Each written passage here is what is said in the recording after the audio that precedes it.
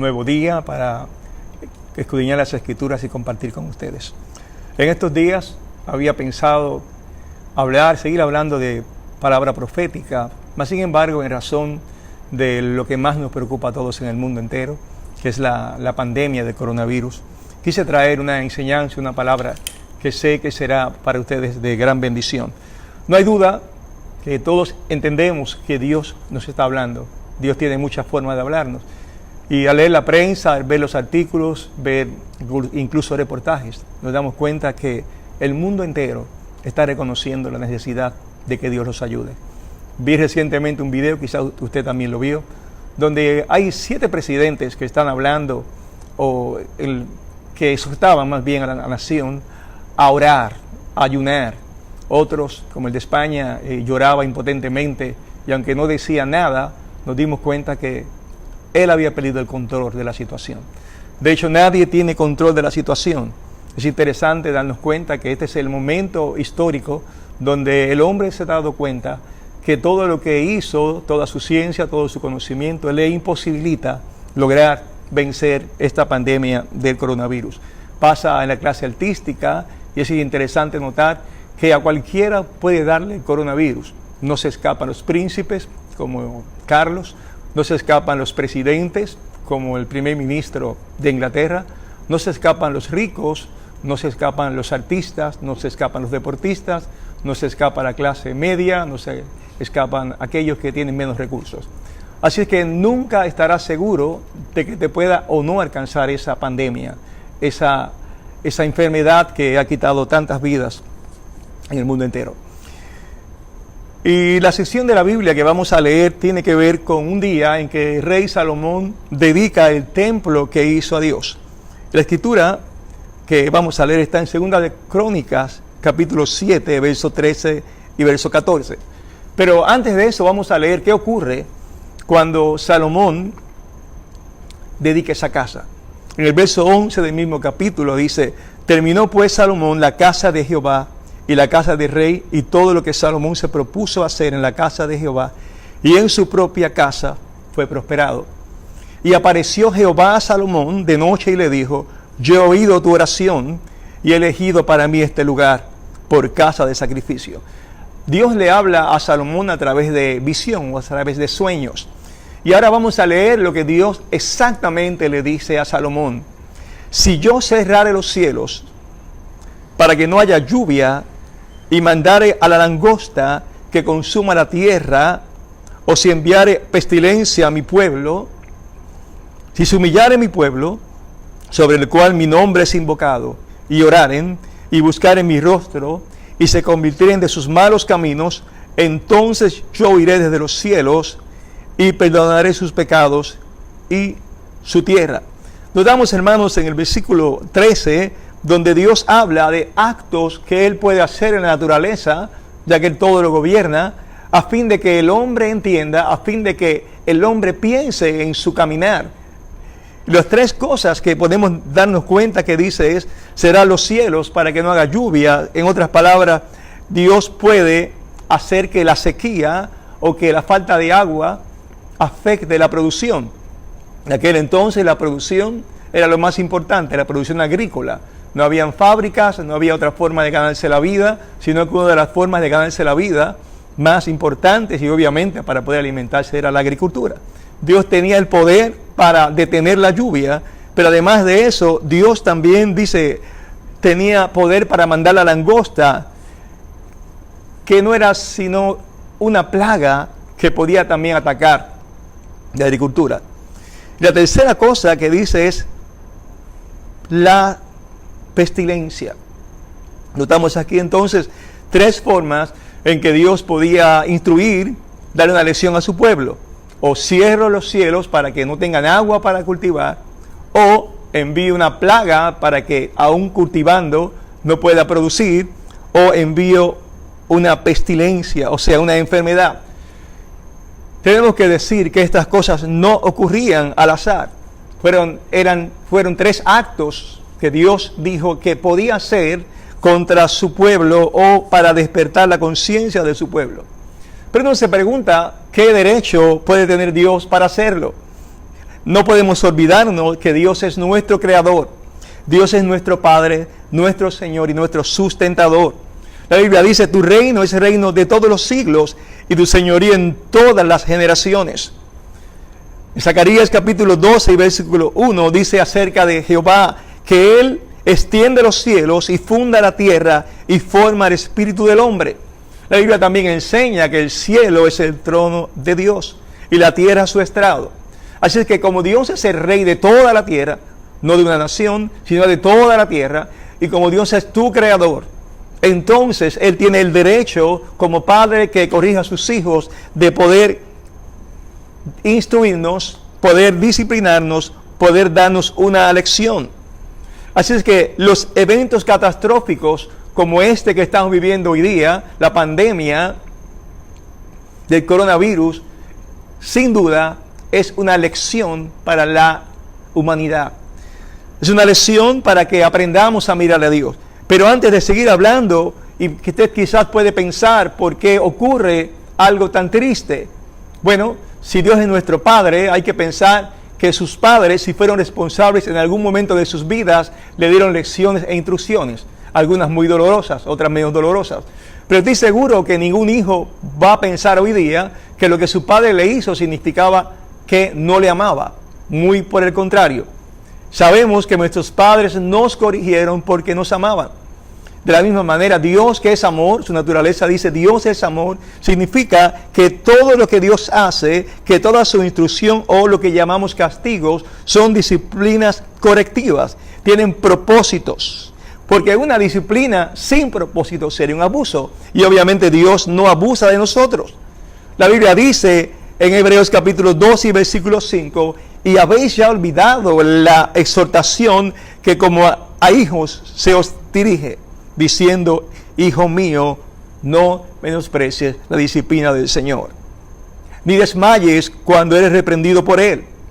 Ser disciplinado es un privilegio de todo el que ha sido recibido como hijo. En vez de enojarnos nosotros cuando ocurre una disciplina, debes entender que ese es tu privilegio. Es el privilegio de que eres hijo de Dios. Es el privilegio de que Dios te ama. Por lo tanto, no podemos desmayar ni mucho menos menospreciar las cosas que están ocurriendo. Tampoco Dios no toma placer en el dolor o la muerte de su creación. De hecho, en Ezequiel 18:31 la Biblia dice, echad de vosotros todas vuestras transgresiones con que habéis pecado y haceos un corazón nuevo y un espíritu nuevo. ¿Por qué moriréis, casa de Israel? Porque no quiero la muerte del que muere, dice Jehová el Señor. Convertíos pues y viviréis. Dios nos ama, Dios no quiere causarte dolor, Dios no ama la muerte del inconverso, no ama la muerte de sus criaturas. Dios no nos causa dolor tampoco sin necesidad. Él no le causa placer afligirnos. A él le duele como cuando un padre corrige a su hijo, y muchas veces el padre siente más dolor por la corrección que el mismo hijo. Es la experiencia de muchos de ustedes que quizás me están escuchando. Muchos de ustedes que pueden pensar el día que tuvieron que disciplinar a su hijo o que tuvieron que negarle algo y usted sentía dolor porque usted veía las lágrimas de su hijo y usted mismo en su corazón estaba quebrantado. Dios nos ama tanto que no puede satisfacerse ni gozarse en causarnos dolor. De hecho, la Biblia dice con toda claridad en Lamentaciones 3:31, porque el Señor no desecha para siempre, antes se aflige, también se compadece, según la multitud de sus misericordias. Leo Lamentaciones 3:32. Y luego el 33 dice, porque no aflige ni entristece voluntariamente a los hijos de los hombres.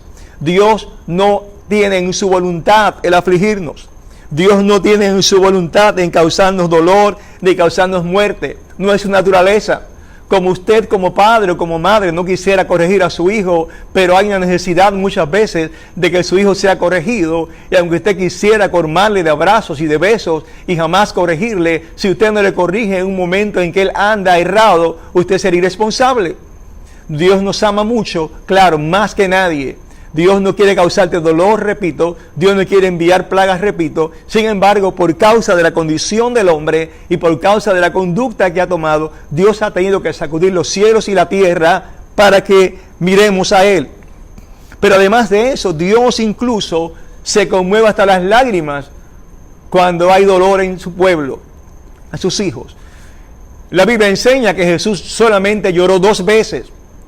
La primera vez ante la tumba de Lázaro, pero la segunda vez llora cuando ve la destrucción que vendría sobre el pueblo de Israel y ve que esa destrucción vendría por falta de arrepentimiento del pueblo. Y literalmente leo, dice las escrituras en Lucas 19:41, y cuando llegó cerca de la ciudad, al verla, lloró sobre ella. Imagínense el verbo, el principio de la creación, de Dios Todopoderoso, el que sustenta todas las cosas con las palabras de su poder, llorando, diciendo: oh, si también tú conocieses, a lo menos en este tu día, lo que es para tu paz. Mas ahora está encubierto de tus ojos, porque vendrán días sobre ti cuando tus enemigos te rodearán con vallado y te sitiarán, y por todas partes te estrecharán. Y te derivarán a tierra y a tus hijos dentro de ti, y no dejarán en ti piedra sobre piedra, por cuanto no conociste el tiempo de tu visitación. Las lágrimas de Jesús no podían cambiar el destino de una nación que por rebelión no le quiso reconocer como Señor y Salvador, no le vio como Mesías. Así es que Él no podía detener lo que iba a ocurrir. Quien solo podía detener lo que podía ocurrir era el mismo pueblo, pero no conoció el tiempo de su visitación, no conoció que Jesús vino a salvarles, y por tanto, por falta de arrepentimiento, por falta de conversión, cayó sobre ellos esta plaga de destrucción. Dios no puede obligarnos a cambiar nuestra forma de pensar. Dios no puede obligarte a que te arrepientas ni que te conviertas. Dios te está llamando la atención con estas plagas que a todos nos asusta. Dios quiere despertarte la conciencia para que tú puedas entender que Él y únicamente Él es el dueño de nuestras vidas, y que Él y solamente Él merece el primer lugar en lo que hacemos. El próximo texto que leímos, lo vuelvo a repetir, dice: si se humillare mi pueblo. Y ahora vamos a hablar acerca de qué hacer cuando no descienda la lluvia, o qué hacer cuando la cosecha se pierda, o qué hacer cuando la enfermedad o la plaga, en este caso el coronavirus, se acerque como está. ¿Qué haremos? Dios le dijo a su pueblo, palabra para todos, en este caso para Israel, pero hemos aprendido que Él es el dueño de toda la creación, así que es una palabra para toda persona que está oyendo, es una palabra para todo ser viviente, a quien Dios le formó el espíritu, lo cual somos todos. Si se humillare mi pueblo, sobre el cual mi nombre es invocado, y oraren, y buscaren mi rostro, y se convirtieren de sus malos caminos, entonces yo oiré desde los cielos, y perdonaré sus pecados, y sanaré su tierra. ¿Qué hacer? Todo se resume en 2 palabras: orar y convertirse de sus malos caminos. Ahora, claro, hay un problema, y es que todo el mundo está orando, pero nadie está hablando de conversión ni arrepentimiento. Todo el mundo está diciéndole a Dios: Dios, detén tu plaga, ayúdanos con el coronavirus, pero nadie está pensando en cambiar el cómo vive, ni nadie está pensando en arrepentirse de sus pecados. Es como usted querer graduarse de una universidad sin haber estudiado, o es como usted querer recibir un salario sin haber trabajado. Queremos que Dios nos bendiga, queremos que Dios pare el coronavirus, que pare esta tragedia de enfermedad, y oramos, pero no estamos haciendo la parte más importante, que es el arrepentimiento y la conversión. Permítame leerles esta historia de la Biblia en forma resumida de lo que ocurre cuando un profeta, Jonás, llega a Nínive, una nación pagana que no creía en Dios. Eran los asirios, aquellos asirios que pronto invadirían el norte de Israel.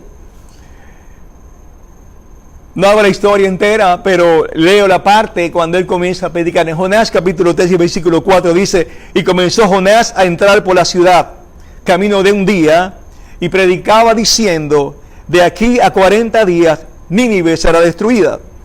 Y los hombres de Nínive creyeron a Dios, y proclamaron ayuno, y se vistieron de cilicio desde el mayor hasta el menor de ellos.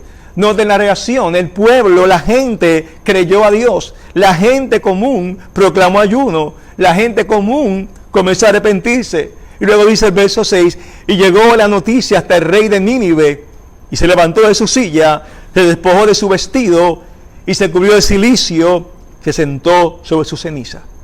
E hizo proclamar y anunciar en Nínive, por mandato del rey y de sus bueyes, de sus grandes, diciendo: hombres y animales, bueyes y ovejas, no gusten cosa alguna, no les dé alimento, no se les dé alimento, ni beban agua.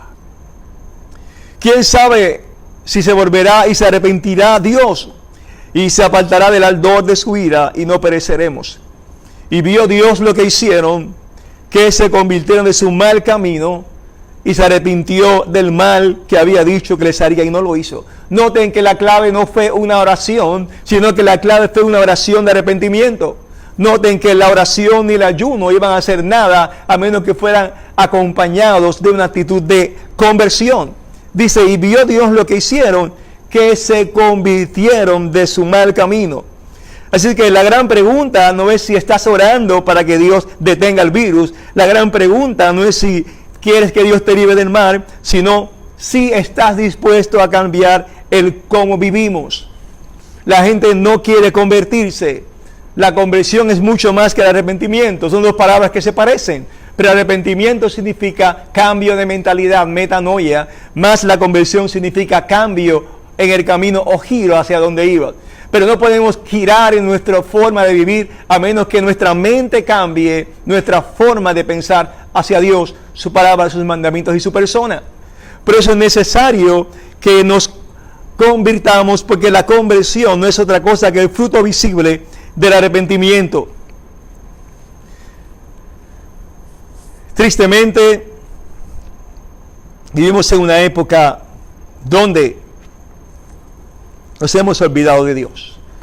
La dirección del mundo, nos hemos dado cuenta en los últimos 30, 40 años cómo se ha tratado de sacar a Dios de todas partes, de las universidades, de las escuelas, del ejército, del Congreso, de todas partes. Los llamados libres pensadores, los llamados progresistas, no es otra cosa que aquellos que siguen ese movimiento filosófico de pensar del posmodernismo. El posmodernismo simplemente establece que la verdad es una cuestión de perspectiva o de contexto. O sea, no cree en la verdad absoluta. Para el posmodernista todo vale. Es una libertad donde todo se puede hacer. La noción posmodernista de que la verdad está orientada por la comunidad. Así es que no hay una verdad absoluta, la verdad es subjetiva. Si todos estamos de acuerdo en que podemos vivir de esta manera, eso está bien. Así que cada quien vive según su propia opinión. Por lo tanto, hemos notado cómo han cambiado las costumbres de lo que es una familia, cómo han cambiado las costumbres de lo que es un matrimonio. Nos damos cuenta de que cada quien anda por su camino, incluso se ha olvidado la persona de la autoridad bíblica, porque esta forma de pensar posmodernista rechaza la actitud autoritaria, va en contra de las reglas establecidas y rechaza la autoridad.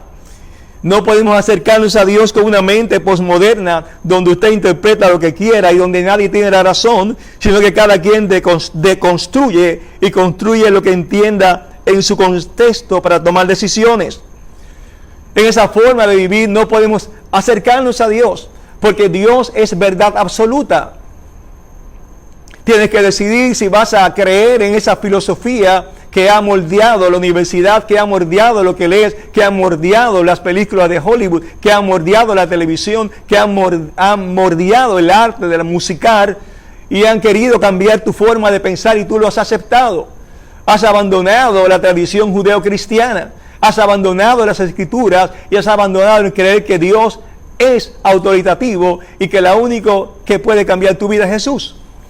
Es interesante cuando el presidente de Panamá decía que aquellos que se mofaban de nosotros porque éramos cristianos, aquellos que se burlaban de lo que predicamos y lo que creímos, hoy día piden oración por sus vidas. Ha sido duro la lección, pero tienes que aprender que Dios es real. Tienes que aprender que sí, que su palabra es autoritaria, tiene reglas, tiene estatutos, tiene mandamientos, tiene una ética que debes seguir. Y la ética que has vivido no te ha funcionado, pues ahora tienes que acudir a aquellos valores de un Dios que no cambia, de un Dios que todo lo sabe y de un Dios que ha dejado reglas para que vivas en prosperidad. No podemos seguir viviendo en esas mentiras que te han engañado y que por ende Dios ha tenido que sacudirnos para que atendamos. Debemos volvernos a Dios. Debemos reconocer la autoridad de las Escrituras. Debes vivir bajo los estándares divinos. Debes arrepentirte, cambiar de mente, cambiar de dirección. Esa vida que has estado llevando lejos de Dios, esa vida que has estado llevando pensando que eres el dueño de todas las cosas, sin humillarte ante Dios, tiene que cambiar. Y entonces Dios va a sanar tu tierra. Y vuelvo a releer: si se humillaren mi pueblo, sobre el cual mi nombre es invocado, y oraren y buscaren mi rostro, y se convirtieren de sus malos caminos, entonces yo oiré desde los cielos, y perdonaré sus pecados, y sanaré su tierra. En esta mañana te pregunto si estás dispuesto no solo a orar para que Dios detenga el coronavirus, sino si estás dispuesto a orar para rendirle tu corazón a Jesucristo. ¿Estás dispuesto a reconocer que has andado lejos de Dios? ¿Estás dispuesto a reconocer que has dejado de cambiar para la gloria de Dios? Si estás dispuesto a reconocer que tu vida no es la misma, si has abandonado lo que te enseñaron, lo que aprendiste en la iglesia, lo que aprendiste en la escuela bíblica, te invito a que te arrepientas, cambies de mente y que vuelvas a Dios. El Señor Jesucristo nos ama, Dios nos ama, y la única forma de que vas a detener tú esto es: arrepiéntete y conviértete. Es la forma en que Dios nos está hablando a todos nosotros, a la iglesia, para que no se detenga en su mensaje de salvación. Y a ti que me escuchas, si te has alejado, si te has apartado, retorna a Jesucristo. Ese es el propósito de esta gran enfermedad, que haya un avivamiento y un retorno a nuestro Dios Todopoderoso. Que Dios te bendiga. Esperamos próximo domingo. Vamos a orar en este instante. Y cuando ores en tu casa, no oraré simplemente para que Dios detenga la plaga, claro que sí, pero además oraré contigo para que te arrepientas, te conviertas. Padre, gracias por tu amor para con nosotros. Gracias, Señor, por la disciplina. Gracias por las lecciones. Nos indica que nos amas. Nos indica que estás pendiente de nosotros. También nos indica que nos hemos alejado demasiado de tu persona. Amado Padre, ten misericordia. Ha sido fuerte, Señor, la lección. Pero Padre, perdona nuestros pecados. Nos arrepentimos, Señor, de no haber sido lo que debimos haber sido. Nos arrepentimos, Señor, si no hemos amado tu palabra lo suficiente. Si no hemos tenido el testimonio que honre tu nombre, Señor. Nos arrepentimos si no hemos criado bien a nuestros hijos. Si hemos maltratado a nuestras parejas, a las esposas. Arrepentimos, Señor, si hemos mentido. Nos arrepentimos si nuestro corazón se ha llenado de orgullo. Te pido que nos perdones. Tú conoces nuestro corazón. Ayúdanos a convertirnos. Cambia nuestra mente.